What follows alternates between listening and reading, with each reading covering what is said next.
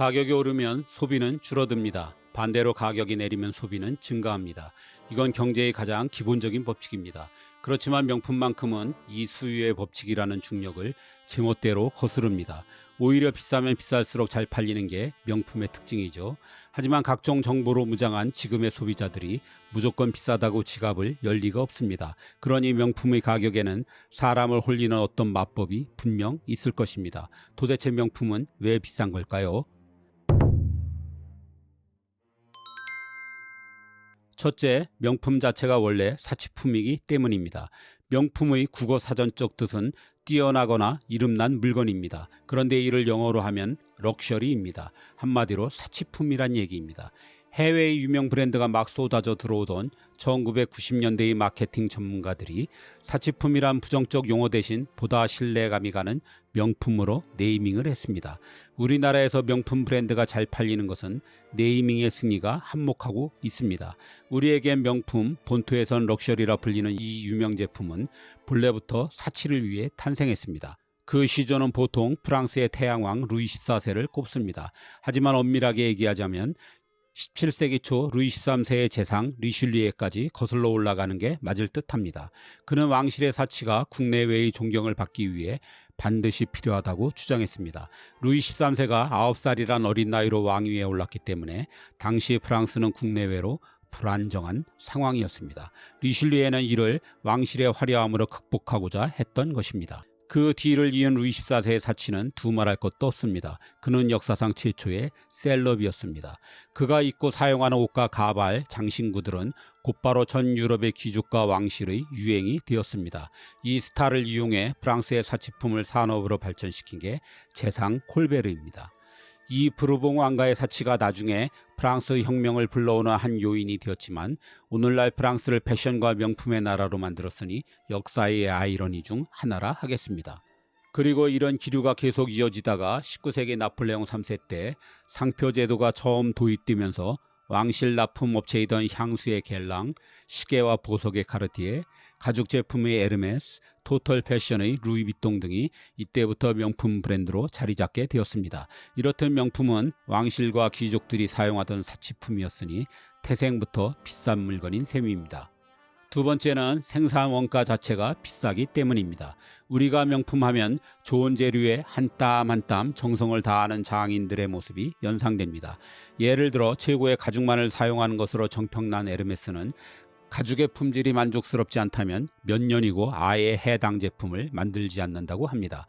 그리고 가죽을 만지려면 에르메스에서 운영하는 가죽 전문 학교에서 3년을 공부해야 하고 도제 수업을 또 2년간 받아야 합니다.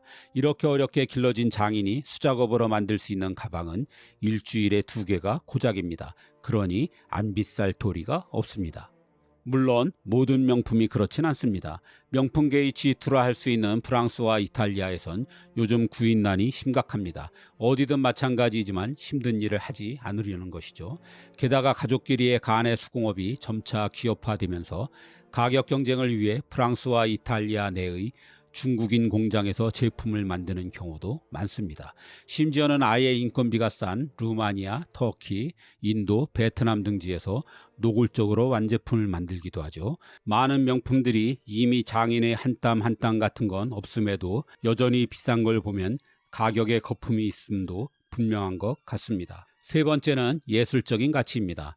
명품이 귀족의 전유물이었던 시대가 한참 지났듯 명품이 부자들만 소유하는 시절도 진작에 지났습니다. 명품백을 사기 위한 계모임도 있고 여친에게 선물하기 위해 알바하는 대학생들도 있습니다.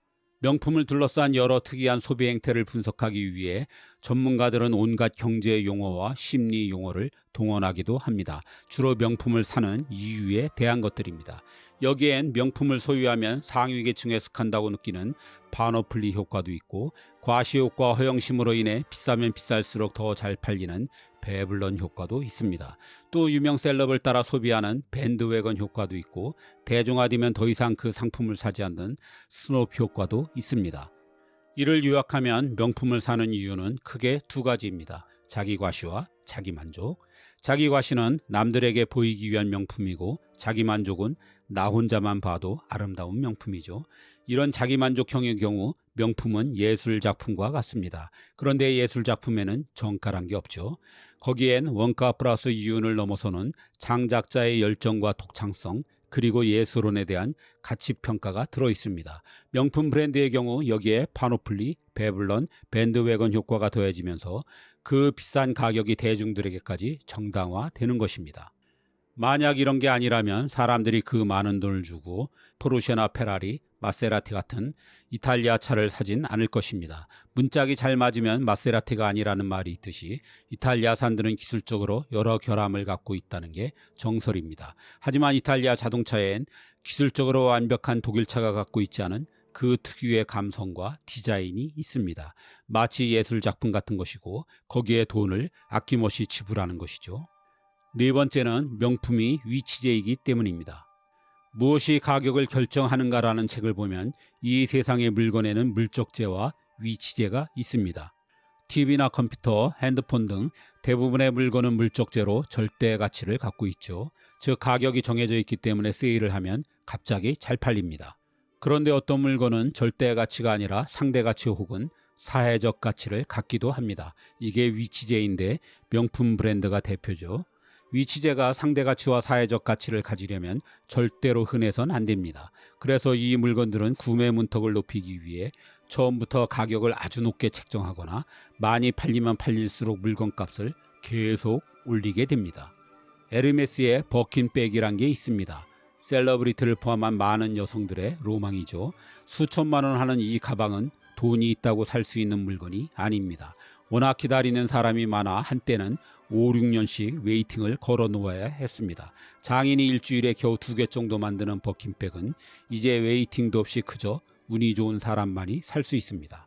에르메스 매장을 부지런히 드나들다 우연히 버킨백이 들어오면 마치 산삼보듯 신받다를 외치며 그 자리에서 돈을 지불해야 합니다. 명품 시계의 끝판왕인 스위스의 파텍 필립은 손님이 물건을 고르는 게 아니라 회사가 손님을 고릅니다.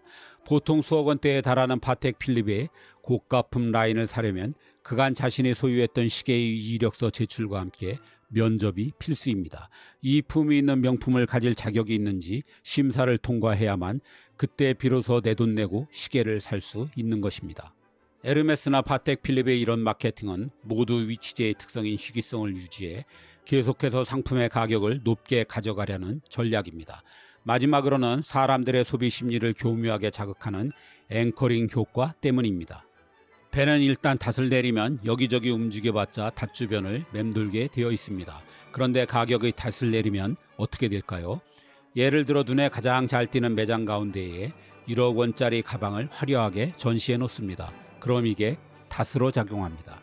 즉 자기도 모르게 1억 원을 중심으로 다른 물건의 가치를 평가하게 되는 것입니다. 5천만 원짜리 핸드백이 갑자기 합리적인 가격으로 보이게 되는 거죠. 매장에서도 1억 원짜리 가방을 팔 생각은 애초부터 없습니다. 이건 미끼입니다. 이들이 정작 팔려는 물건은 1억짜리 닷 덕택에 갑자기 세일처럼 보이는 2, 3천만 원짜리 핸드백입니다. 그리고 헐값으로 보이는 수백만 원짜리 지갑이나 벨트, 거저처럼 보이는 수십만 원짜리 스카프나 액세서리가 처음부터 팔려던 물건이죠. 사실 사람들은 명품의 가치가 정확히 얼마인지 따질 도리가 없습니다. 지갑 하나에 수백만 원, 핸드백 하나에 수천만 원의 가격표를 눈 하나 꿈쩍 않고 매기는 명품 업체에선 그래 비싸니까 명품인 거야 라고 끊임없이 말합니다. 가격이 높을수록 가치도 높은 것이라고 고객을 믿게 만드는 것이죠. 그리고 그 속에는 앵커링 효과를 이용해 소비자가 높은 가격에 무디어지게 하는 일관된 전략이 숨어 있습니다. 명품이란 생각해보면 인간이 갖고 있는 여러 욕망의 결정체입니다. 즉 과시, 차별, 인정, 소유, 자기만족 등 여러 욕망 덩어리가 명품이죠. 그런데 지금의 문명은 이런 인간의 원초적인 욕망 위에 만들어져 왔습니다. 명품을 두고 자본주의 사회에서 성공한 부자들의 전리품이라든지 상대적 박탈감을 조장한다든지 등의 여러 비난이 있습니다. 하지만 이를 문명사적 관점으로 길게 본다면 좀 더 담담하게 바라볼 수 있지 않을까 생각합니다.